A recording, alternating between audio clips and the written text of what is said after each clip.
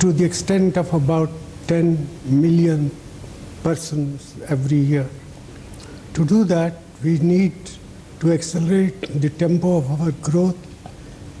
We need, as the 12th five-year plan has mentioned eloquently, a growth rate of about 8%.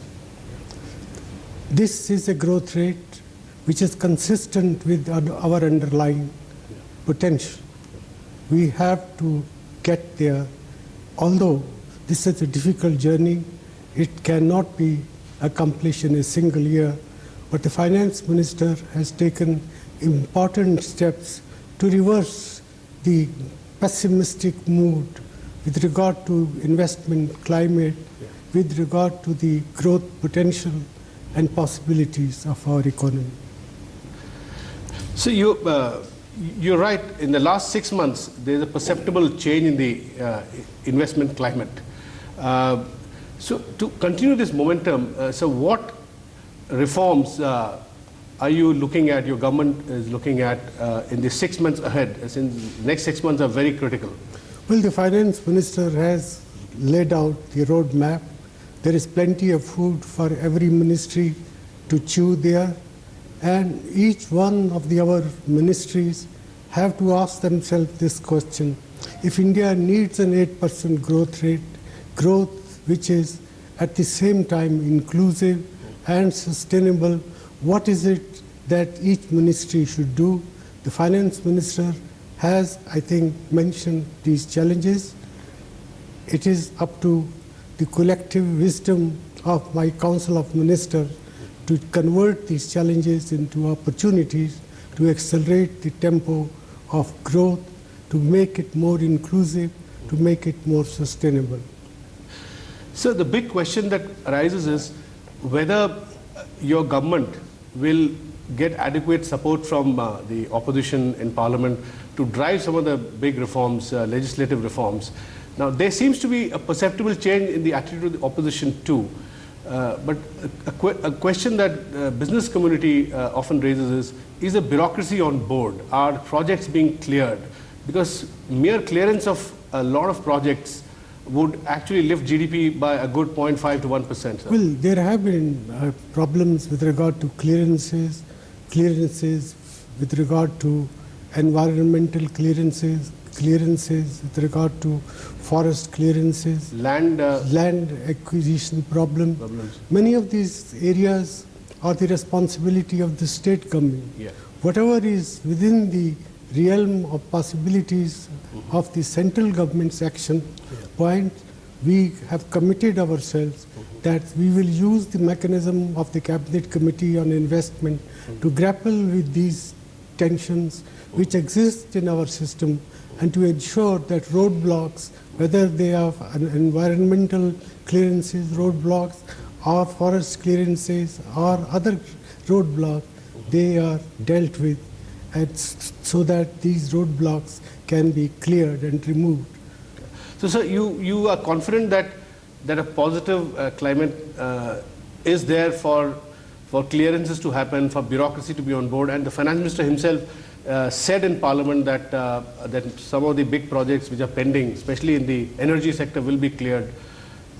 Well, I think he's speaking on behalf of the cabinet, and I am pretty certain that the mood of the country is this country must not lose any time. It must get its act together to accelerate the tempo of economic growth, sustainable growth, equitable growth. And I do believe that if the general mood of the country is right, it will infect the bureaucracy, it will infect the opposition, and in this task there are no winners or no losers. If India succeeds in getting to a growth path of 8% or more, I think the winners will be the people of India. Sure. The winners will be our young men and young women who need desperately new productive job opportunities. So we rather win together or lose together. That's true. So how much are you worried about some of the structural distortions that have crept into the economy, the current account deficit, the dependence on foreign portfolio investments particularly to fill the gap, and the structural the heightening of inflation. How much do these two worry? There are today three types of barriers which can affect the realization of the growth potential. Yeah. One is the fiscal deficit. Sure.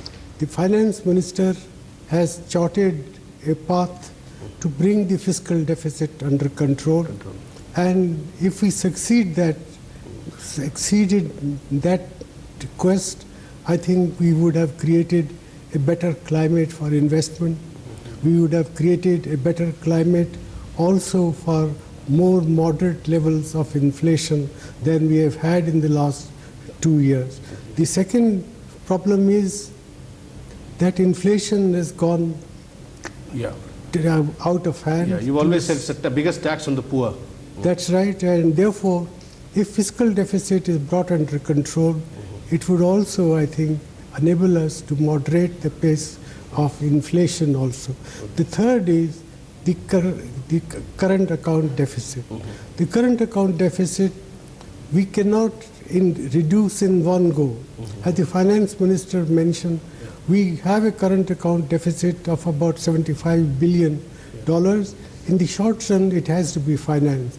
In the medium term, it must be reduced. We must reduce our dependence on imports of oil, of coal, of gold, of petroleum products. And this is a medium-term objective, and it can be achieved partly by reducing unwanted imports, partly by boosting the country's export effort. So a multi-pronged strategy has to be in place to achieve credible answers to all these three problems. That is, tackling the fiscal deficit, tackling the inflation problem, tackling the current account deficit. And so what, in your view, is a safe current account deficit that we should have? I think, in my view, 2.5 to 3% of GDP is a safe level of current account deficit. And sir, what do you see the GDP growth as in the coming fiscal? Well, the finance minister has mentioned, and yesterday's economic survey also hints that it is realistic to assume a growth rate of about 6.2 to 6.7%. Yeah. And that in 3 years' time, if we work hard, if the world economy also, I think, improves, we should get back to the 8% growth path in 2 to 3 years' time. Thank you, Mr. Prime Minister, for talking to us. Thank you very much, Mr. Venu.